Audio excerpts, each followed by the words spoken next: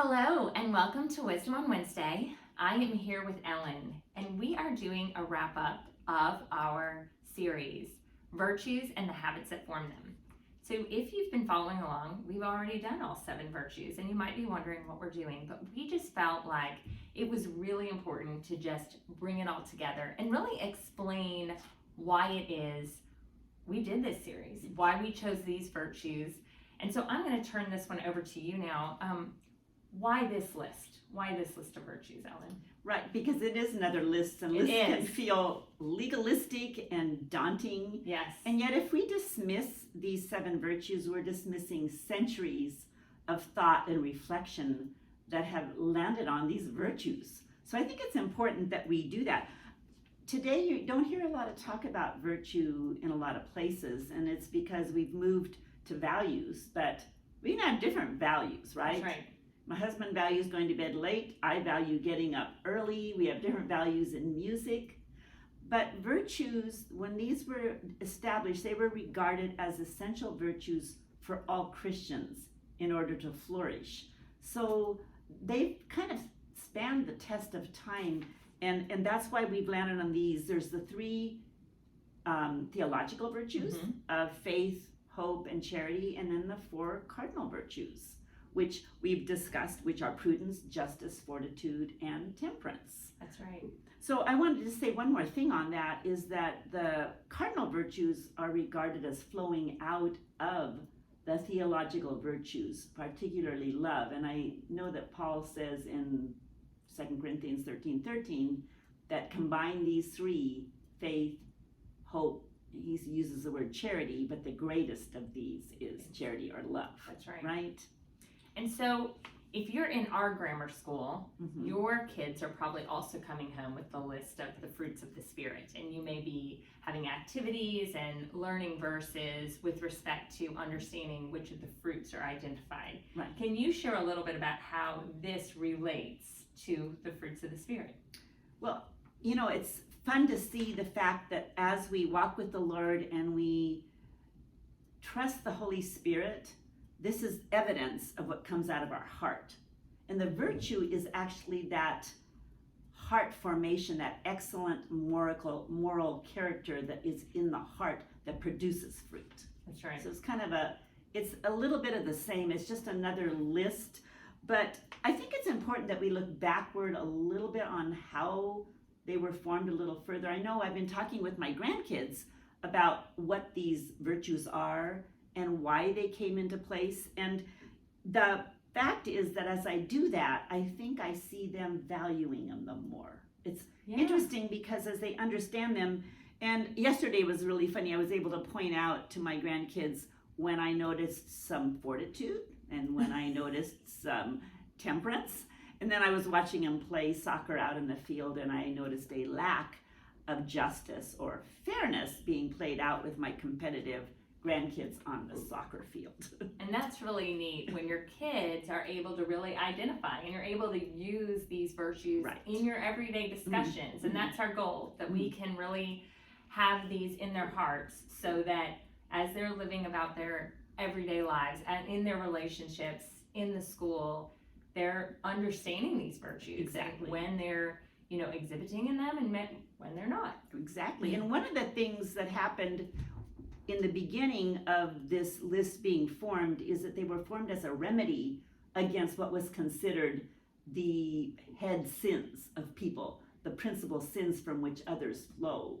So I asked my kids what they thought those might be. They kind of had a hard time coming up with a list, but it was considered, and I really think this is true, that the sins all flowed from pride. So they listed the first sin as the word vainglory, an interesting word, which my kids were able to figure out what that meant. So things like vainglory, envy, they listed anger as a sin. Melancholy, I thought that was interesting. That was sullen, negative mindset, this extreme desire for wealth and more things, and of course gluttony and lust. But the cardinal virtues were then developed as a remedy against those. Interesting. So can you give, for those of us that maybe haven't heard them broken out like this, why are they actually called the cardinal virtues? Well, I've had to look some of this up and learn myself. And the word cardo in Latin means to hinge. So when I was asking my kids why they thought they were called the cardinal virtues, Alma thought maybe it had to do with the bird cardinals that they loved. But she was excited when I explained to them that it actually had some Latin roots. So cardo meaning hinge, and the word arete means moral excellence.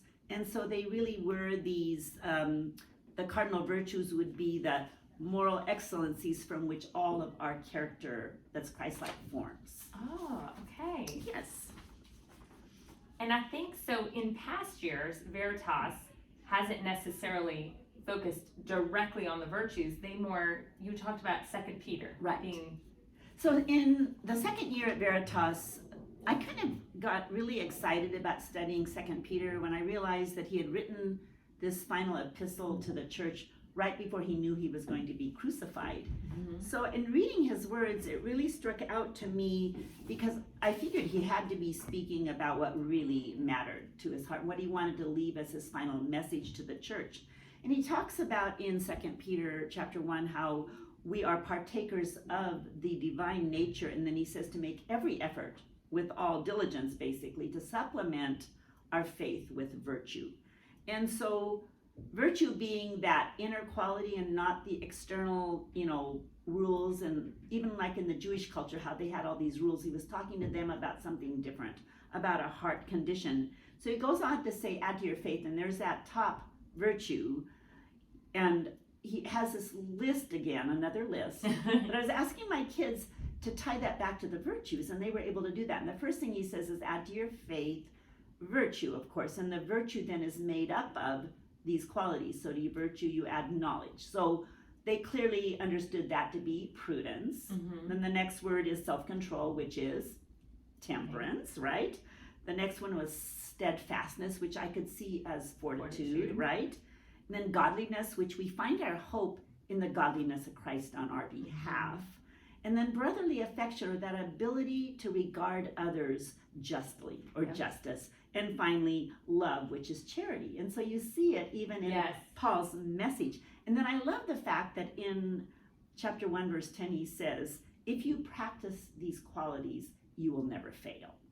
I love that. Yes. And it just, again, allows for us to really focus so much on having this in our children's hearts. And so I think the big thing that we really would like to see come from these, as we've talked about, is really that we're having these conversations with our children, and that we're bringing these into just a very natural part of our everyday, around the dinner table, as we're doing what they're doing, that this is just in their minds and in their hearts. Exactly. And you're finding that a lot with your grandkids, as you said, right? Right. So I did ask them another question yesterday. I asked them how the cardinal virtues displayed love. That was a tricky question. I had to do some thinking about it myself, but I realized that prudence is discerning what love looks like in practice, right? Mm-hmm.